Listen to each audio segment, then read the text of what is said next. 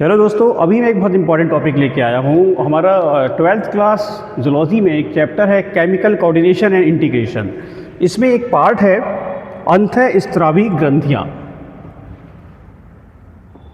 Endocrine glands, endocrine glands यानी कि अंतःस्रावी ग्रंथियाँ। उसमें भी सबसे इंपॉर्टेंट एक मैं पार्ट ले रहा हूँ थायराइड। थायराइड जो कि आप अपने गले के पास से संरचना देखते हैं ना, ये जिसको एडम्स एप्पल बोलते हैं। यहाँ पे जो आपकी थोड़ी सी हड्डी उभरी हुई होती है, जो कई लोगों में दूर से दिख जाती है, कई लोगों में आपको छूने के बाद दिखेगी। उसके जस्ट नीचे एक तितली के जैसी संरचना होती है, जैसा कि आपको डायग्राम में दिख रहा है। ये तितली की जैसी संरचना है, इसको थायराइड बोलते हैं। ये आपकी जो श्वसन नली होती है, ट्रैकिया, उसके दोनों तरफ होती है और इसकी लंबाई 4 से लेंथ इसकी 4 to 6 सेंटीमीटर लगभग होती है। लोब्स का साइज, इसके लोब्स का साइज 1.3 to 1.8 सेंटीमीटर के लगभग होता है और ये एक संयोजी ऊतक यानी कि कनेक्टिव टिश्यूज से जुड़ी रहती है। इसकी एक पट्टी से जुड़ी रहती है जिसको बोलते हैं इस्थमस। इसको इस्थमस बोला जाता है।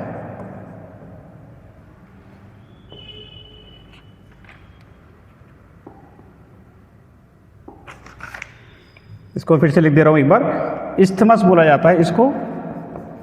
इस्थमस की लंबाई, इस्थमस की जो मोटाई है लगभग 0.5 सेंटीमीटर होता है और ये संयोजी ऊतकों का बना होता है। थायराइड ग्लैंड है जो आपकी थायराइड पुटक कोशिकाओं यानी कि थायराइड फॉलिकुलर सेल्स की बनी होती है। थायराइड पुटक कोशिकाएं यानी कि थायराइड फॉलिकुलर्स सेल्स की बनी होती है और इन्हीं के द्वारा थायरॉक्सिन हार्मोन का संश्लेषण होता है। आगे हम और बढ़ते हैं। इसके बाद थायराइड पुटक कोशिकाएं, जैसा कि मैंने आपको बताया, वो काम कैसे करती हैं। ये ब्लड के आयोडीन के साथ थायरोग्लोबुलिन प्रोटीन बनाती हैं जो कि आगे जाके थायरॉक्सिन बनाता है। अब मैं सेकंड पीपीटी पे आता हूँ और आपको उसमें बताऊंगा कि थायरॉक्साइन किस रूप में पाया जाता है। थायरॉक्साइन सबसे पहले T4, जिसका मैंने फॉर्मूला लिखा हुआ है, ये सबसे प्राइमरी हार्मोन है, थायरॉक्सिन में पाया जाता है, लेकिन इसका असर मेटाबॉलिज्म में T3 की तुलना में कम होता है। ये अधिक मात्रा में बनता है। इसके बाद इसके द्वारा ये ब्लड स्ट्रीम में जाता है जहाँ पे डी आयोडीनेशन के द्वारा ये D3 में कन्वर्ट होता है। यहाँ पे एक इंपॉर्टेंट पॉइंट है जिसको याद रखना, कभी नीट में आ सकता है कि T4 और T3 इनमें से किसकी मात्रा अधिक बनती है। इसका आंसर होगा T4। लेकिन इंपॉर्टेंट वर्किंग किसकी इंपॉर्टेंट है, ट्राई आयोडोथायरोइन की। और इसका फॉर्मूला भी नोट कर लीजिए। थायरॉक्सिन T4 का फॉर्मूला है C15H11I4NO4 और ट्राई आयोडोथायरोइन में क्या होता है, एक आयोडीन का एटम परमाणु कम हो जाता है, C15H12I3NO4। इन दोनों के अलावा एक RT3 एक हार्मोन और बनता है जिसका नाम है रिवर्स ट्राई आयोडोथायरोइन। ये T3 के अपोजिट काम करता है।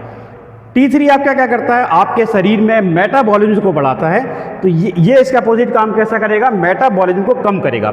मेटाबॉलिज्म क्या मतलब होता है, संक्षेप में अगर बताऊं, आप जो खाना खाते हैं आपकी बॉडी के लिए एनर्जी देने के लिए, वो आपके सेल्स में जाके उसका उपापचय होता है जिससे एनर्जी पैदा होती है। इसको ही मेटाबॉलिज्म बोलते हैं। इनके अलावा कैल्सीटोनिन हार्मोन भी पाया जाता है जो आपके ब्लड में कैल्शियम Ca2+ का मात्रा को नियंत्रण में रखता है। ये तीनों सवाल आ चुके हैं, एक बार फिर से रिपीट कर दे रहा हूँ। थायराइड हार्मोन में सबसे पहले इंपॉर्टेंट होता है थायरॉक्सिन T4, फिर देन T3। T4 के डी आयोडीनेशन से T3 बनता है। T4 की मात्रा T3 की तुलना में ज़्यादा होती है, लेकिन T3 T4 से ज़्यादा इंपॉर्टेंट होता है। इसके बाद RT3 भी होता है, ये इसकी मात्रा इससे भी कम होती है, ये T3 के अपोजिट काम करता है। और सबसे इंपॉर्टेंट है कैल्सीटोनिन, ये ब्लड में Ca2+ या कैल्शियम की मात्रा को नियंत्रित करता है। अब थर्ड पीपीटी पे मैं आ जाता हूँ। थर्ड पीपीटी में देखिए, मैं यहाँ पे आपको T3 का फॉर्मूला भी शो हो रहा होगा, T3 का फॉर्मूला शो हो रहा होगा। आपकी बॉडी में यूज़ क्या है थायरोक्सिन हार्मोन्स का? सबसे पहला, जैसे मैंने अभी बताया कि मेटाबॉलिज्म को नियंत्रित करता है। सेकंड, हार्ट रेट, आपके ब्लड के हार्ट रेट को नियंत्रित करता है। जो आपका हार्ट का साइज़ पंपिंग करता है ना छोटा बड़ा होके, उस थायराइड का उस पर भी असर होता है। फर्स्ट हो गया मेटाबॉलिज्म, सेकंड हो गया हार्ट रेट, थर्ड हो गया ब्रीथिंग, जो आप सांस लेते हैं इसका थायरोक्सिन उस पर भी कंट्रोल करता है। डाइजेशन पे मैं आपको बताऊंगा एक वर्ड फिर से। डाइजेशन में इसका रोल क्या है, थायरोक्सिन का रोल डाइजेशन में क्या है? डाइजेशन में थायरोक्सिन आपकी जो छोटी आंत से बड़ी आंत में आपका पचा हुआ भोजन जाता है, जीआई इंटेस्टाइन जिसको बोलते हैं, वहाँ उसको कंट्रोल करने के लिए थायरोक्सिन का इंपॉर्टेंट रोल होता है, T3 का। इसके बाद था ब्रेन डेवलपमेंट। यदि कोई प्रेग्नेंट लेडी को थायराइड की कमी होती है तो जनरली उसके बच्चे का दिमाग अल्प विकसित रह जाता है, या किसी बच्चे को कम आयु में थायराइड बैलेंस नहीं है तब भी उसका दिमाग कम विकसित रह जाता है। मेंटल एक्टिविटी अभी आगे इस पर डिटेल में बताऊंगा। स्किन एंड बोन मेंटेनेंस और फर्टिलिटी, महिलाओं के मंथली साइकिल पे भी इसका असर पड़ता है। थायराइड की कमी से कार्डियोवास्कुलर सिस्टम, ये बीमारी आपको हो सकती है। ऐसा मैंने आपको पहले संक्षेप में बताया था कि आपका हार्ट का पंपिंग ऑर्डर बिगड़ सकता है। सेकंड होता है नर्वस सिस्टम, ये इंपॉर्टेंट है। नर्वस सिस्टम क्यों इंपॉर्टेंट है? नर्वस सिस्टम, यदि आपको थायराइड की समस्या है तो आपको बहुत सारी बीमारी हो सकती है। उनमें से जैसे कि नींद ना आना, नम्बनेस मतलब एकदम आपकी बॉडी का सुस्त होना, टिंगलिंग मतलब कि हाथ पैरों में, जिसको हम अपनी आम बोलचाल में झुंझुनी बोलते हैं। कभी कभी आपको लगता होगा आप बैठते हैं, आपका हाथ अचानक सुन्न हो जाता है, अजीब सा झुंझुनी टाइप की लगता है, उसको टिंगलिंग बोलते हैं। पेन और सेंस ऑफ बर्निंग, ये बहुत कॉमन बीमारी मैंने देखा है, आपने भी शायद कुछ लोगों से सुना होगा। उनको लगता है कि मेरे पैर के नीचे या मेरे हाथों में मुझे कई बार जलन महसूस हो रही है। एक्चुअली ये थायराइड डिसबैलेंस का एक सिम्टम्स है।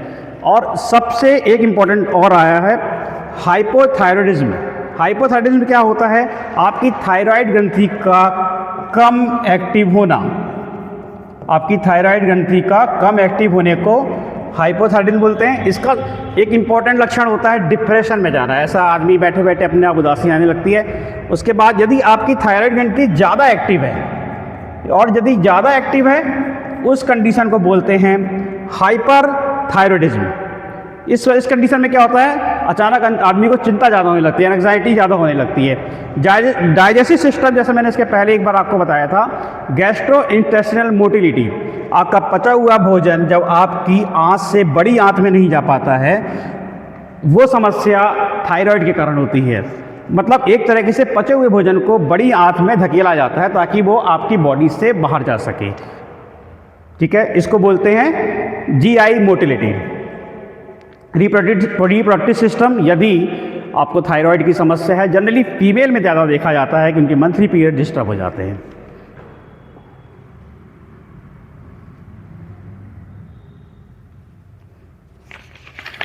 इसके अलावा कौन कौन सी बीमारियां हैं यदि आपका थायराइड काम नहीं कर रहा है? यदि आपकी बॉडी में थायराइड डिसबैलेंस है तो आपकी कौन कौन से फंक्शन हो सकते हैं? पहला है मेटाबॉलिज्म, ठीक है। सेकंड, आरबीसी निर्माण, रेड ब्लड सेल्स का निर्माण थायराइड की अनियमितता से कम हो जाता है। रेड ब्लड सेल्स का निर्माण थायराइड की अनियमितता से कम हो जाता है, कम प्रोडक्शन होने लगेगा, जिसके कारण आपको कमजोरी लगेगी, आपकी बॉडी में ऑक्सीजन की मात्रा कम पहुंचेगी। ये पॉइंट याद कर लेना, ये नीट में आया है। पहला मेटाबॉलिज्म कंट्रोल करता है थायराइड, दूसरा आरबीसी, तीसरा कार्बोहाइड्रेट,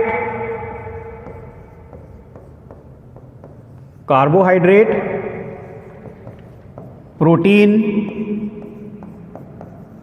एंड लिपिड, इनका संश्लेषण या उपापचय बॉडी में थायरोक्सिन की कमी से बिगड़ जाता है। चौथा, ये भी इंपॉर्टेंट है, ये भी नीट में आ चुका है, H2O, जल अथवा इलेक्ट्रोलाइट्स का इनका नियमन बॉडी में बिगड़ जाता है, इनका नियमन शरीर में कम हो जाएगा। तो पांचवा, जैसा कि पहले बता चुका हूं, कैल्शियम, कैल्सिनेशन, ब्लड में कैल्शियम की मात्रा कम हो जाती है। ये 5 इंपॉर्टेंट बीमारियां हैं, फिर से रिपीट कर दे रहा हूं एक बार, आप ध्यान से देख लीजिए। मेटाबॉलिज्म, आरबीसी का कम होना, कार्बोहाइड्रेट प्रोटीन लिपिड का संश्लेषण कम होना, H2O या इलेक्ट्रोलाइट्स का नियमन कम होना, और थायरोकैल्सिनेशन मतलब ब्लड में कैल्शियम की मात्रा कम होना। ये आपको अगर थायराइड की कमी है, थायरॉक्सिन की कमी है बॉडी में, तब ये उसके लक्षण दिखाई देंगे।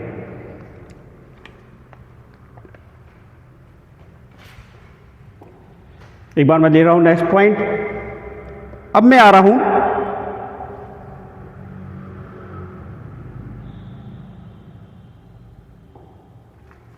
फिर से उस स्लाइड पे आ जा रहा हूं।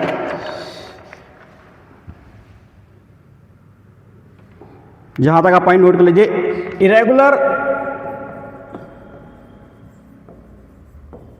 इरेगुलर थायराइड हार्मोन्स से होने वाली समस्या और कौन कौन सी बीमारियां उससे हो सकती हैं, इसको मान लेते हैं। देखिए, थायराइड की 2 समस्या होंगी, या तो आपकी बॉडी में थायरॉक्सिन ज़्यादा होगा, या थायराइड आयोडीन की कमी से आपकी बॉडी में 2 समस्या होती हैं। आयोडीन की कमी से 2 समस्या कौन सी होंगी? हाइपोथायरोडियम। यदि आपकी बॉडी में आयोडीन की कमी है, यदि आपकी बॉडी में आयोडीन की कमी होती है, उस कंडीशन में आपको बोला जाता है कि आपको हाइपोथायरोडियम की समस्या है। इस समस्या में आपको क्या होगा? आपने एक बीमारी देखी होगी, कई लोगों के गले यहाँ पे बड़े हो जाते हैं, जिसको आम बोलचाल में घेंगा या गॉइटर बोला जाता है। अगर आपकी बॉडी में आयोडीन की समस्या होगी तो आपको ये बीमारी देखी जाएगी। मैंने एक जनरल में पढ़ा कि अभी तक ये बीमारी घेंगा, जिसको एक आम बीमारी समझा जाता है, एक समय दुनिया में सबसे बड़ी बीमारी थी, जो कि पॉवर्टी या लैक ऑफ नॉलेज के कारण, मतलब गरीबी या लैक ऑफ नॉलेज के कारण। मैं क्यों बोल रहा हूँ? क्योंकि लोगों को जानकारी नहीं थी कि उनकी बॉडी में आयोडीन की मात्रा कितनी ज़्यादा जरूरी है। बिना आयोडीन वाला नमक खाते हैं, अभी भी एक बहुत बड़ी जनसंख्या बिना आयोडीन का नमक खाती है, इसलिए ये वाली बीमारी सबसे नंबर 1 पे थी, घेंगा और गॉइटर, जो कि लापरवाही के कारण आ रही थी। तो आपको क्या है, यदि बॉडी में आयोडीन की कमी है तो हाइपोथायराइडिज्म होता है, उसके द्वारा घेंगा या गॉइटर रोग होता है। और यदि इस समस्या में एक चीज़ और होती है, यदि किसी प्रेग्नेंट लेडी को आयोडीन की कमी है तो उसकी संतान का दिमाग अल्पविकसित या शरीर अल्पविकसित हो सकता है। चलिए, ये बात हो गई जब आपके शरीर में आयोडीन की कमी है, तो हाइपोथायराइडिज्म हो गया। सेकंड कंडीशन लेता हूं, यदि आपका थायराइड अति क्रियाशील है। इसके पहले वाली कंडीशन कब थी? जब आपका थायराइड कम क्रियाशील था। यहाँ पे है सेकंड कंडीशन, जब वो अति क्रियाशील है। इसको बोला जाता है हाइपर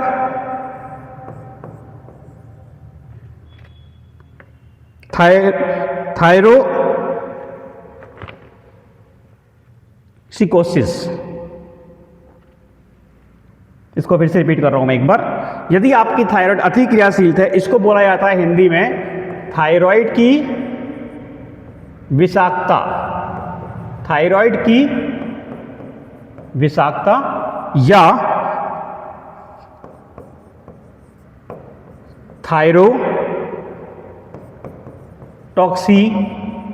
थायरोटॉक्सिकोसिस।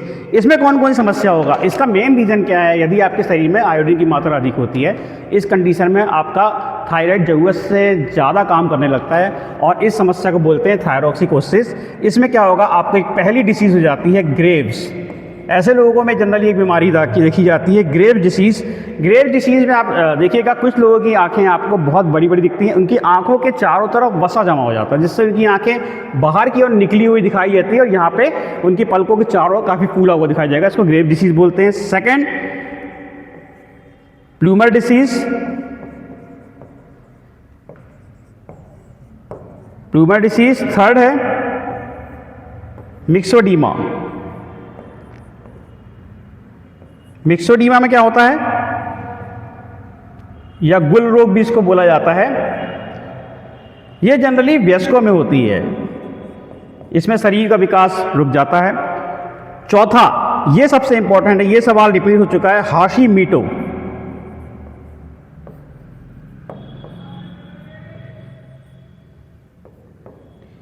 थायरॉक्सिन ना बनने के कारण थायराइड ग्लैंड जरूरत से ज़्यादा काम करने की कोशिश करती है, जिससे वो कि नष्ट हो जाती है। इसको थायराइड की आत्महत्या भी बोलते हैं। ये वाला पॉइंट सबसे इम्पॉर्टेंट है कि हाशिमीटो रोग कौन सा है जिसको थायराइड की सुसाइड बोला जाता है। चलिए ये वाली पीपीटी को मैं आगे बढ़ाता हूँ। अब एक सवाल आया है कि थायरॉक्सिन के क्रिस्टल सबसे पहले किसने साइंटिस्ट ने खोज की थी?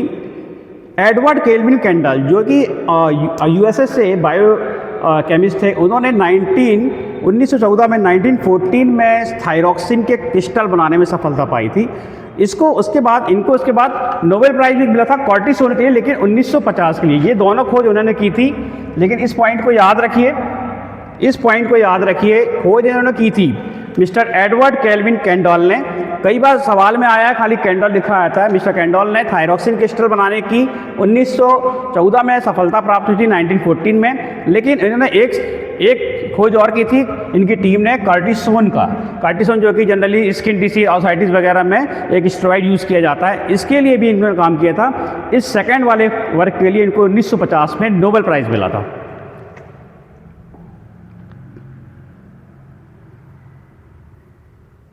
चलिए अब हम आ जाते हैं ये इस स्लाइड पे। जब भी आप कोई भी टॉपिक पढ़ें, तो मेरा ऐसा मानना है कि जब भी आप कोई भी टॉपिक तैयार करें, उसके बाद उन सवालों को जरूर देखें जो नीट या JEE में आ चुके हैं। अभी हम जूलॉजी पढ़ रहे हैं, तो जो भी टॉपिक हमने पढ़ा इसको चेक कीजिए कि आपको पढ़ने के बाद नीट में वो आए हुए सवाल आपसे बन रहे हैं कि नहीं बन रहे हैं। देखिए मेरा ऐसा कहना है कि जब भी आप कोई भी एग्ज़ाम की तैयारी करें, जब हम पेपर देने जाते हैं, जब आप नीट का एग्ज़ाम देने जाएं, तो आपके मन में डर नहीं होना चाहिए कि वो क्या पूछ लेगा, बल्कि आपके मन में इतना कॉन्फिडेंस होना चाहिए, क्यूरियोसिटी होना चाहिए कि हम देखते हैं कि NTA ने ऐसा क्या पूछा जो हम नहीं पढ़ पाए। आप अगर दुनिया से अलग करना चाहते हैं, थोड़ा सा अलग समझ के पढ़ना पड़ेगा। इसलिए मैं छोटी छोटी PPT बनाने की कोशिश कर रहा हूँ। उसके बाद आपको नीट में जो पुराने पेपर आए हैं उनको भी सॉल्व करने की कोशिश कर रहा हूँ। 2023 में ये सवाल आया है, निम्न में से कौन सा थायराइड हार्मोन्स के नियंत्रण में नहीं है? देखिए पहला ऑप्शन है ए, जल एवं वैद्युत अपघट संतुलन को बनाए रखता है। इसको मैंने आपको बताया, ये वाला थायराइड का काम है। आधारीय उपापचयी दर का नियमन यानी कि मेटाबॉलिज्म, ये भी आंसर सही है। ए भी सही है, बी भी सही है। सोने जागने के चक्र का समान लक्षण, आपके स्लीपिंग डिसऑर्डर से थायराइड का लेना देना नहीं है, ये आंसर गलत है। डी, प्रतिरक्षा तंत्र का विकास, ये भी नहीं है। आरबीसी का निर्माण प्रक्रिया को प्रोत्साहित करता, ये भी हमने अभी पढ़ा। तो इसका सही आंसर कौन सा होगा? इनमें से कौन सा थायराइड हार्मोन्स के नियंत्रण में नहीं है? सी और डी। इसका सही आंसर है सी और डी। इसका आंसर है डी। नीट 2023 के पेपर में आप इसको जाके चेक कर सकते हैं। चलिए नेक्स्ट सवाल ले लेता हूँ। नेक्स्ट सवाल को हम ले रहे हैं, ये क्या है इसमें? ग्रेव्स रोग का कारण क्या होता है? अभी 2 मिनट हमने पहले पढ़ा, थायराइड ग्रंथि का अति क्रियाशीलता को ग्रेव्स रोग का रीजन बोलते हैं। इसका आंसर है डी। अति क्रियाशीलता से क्या होगा? ग्रेव्स रोग में आपकी आंखें कीटाणु और वसा जमा हो जाएगा और आंखें फूल जाएंगी। चलिए नेक्स्ट स्लाइड को ले लेते हैं। रक्त में कैल्शियम किस तरह का गिर जाना किस एक के अभाव से होता है? अभी 2 बार हमने डिस्कस किया, थायरॉक्सिन। इसका आंसर हो गया डी। यदि आप भी किसी टॉपिक या किसी पेपर में देखते हैं कि कोई सवाल आपसे नहीं बन रहा है, हमारी वीडियो के नीचे जरूर कमेंट कीजिए। और एक जानकारी मैं आपको और देना चाहूँगा, यदि आप प्रैक्टिस करना चाहते हैं ओल्ड पेपर्स की, हमारी वेबसाइट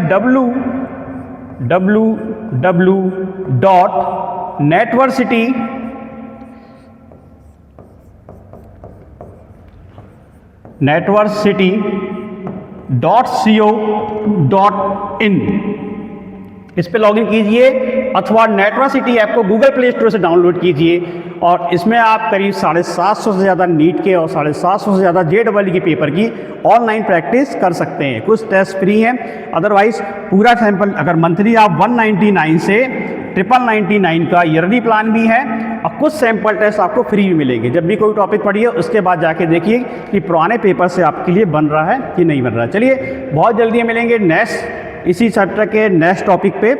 एक लास्ट का एक पॉइंट और बताना रह गया, थायरॉक्सिन हार्मोन्स का कंट्रोल पिट्यूटरी ग्लैंड के थायरॉक्सिन स्टिमुलेटिंग हार्मोन्स TSH से कंट्रोल होता है, जो कि पिट्यूटरी ग्लैंड के द्वारा होता है। इसका स्त्रावण पिट्यूटरी ग्लैंड के द्वारा होता है, इसके द्वारा थायरॉक्सिन हार्मोन्स का कंट्रोल होता है। चलिए धन्यवाद।